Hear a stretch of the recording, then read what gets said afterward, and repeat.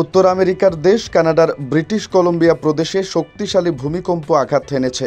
Richter স্কেলে এই ভূমিকম্পের মাত্রা ছিল 6.5।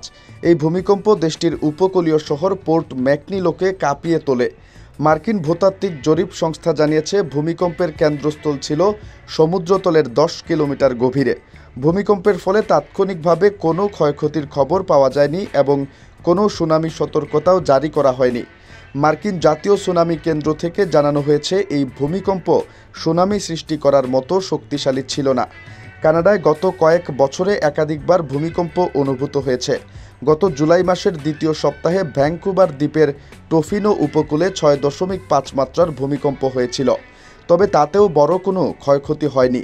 এছাড়া 2023 সালের অক্টোবর মাসেও ব্রিটিশ কলম্বিয়ায় 3.9 মাত্রার মৃদু ভূমিকম্প অনুভূত হয়।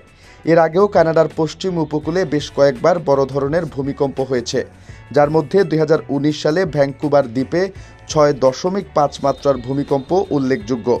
সেসব ভূমিকম্প কানাডার উপকূলীয় এলাকায় উল্লেখযোগ্য কম্পন সৃষ্টি করেছিল।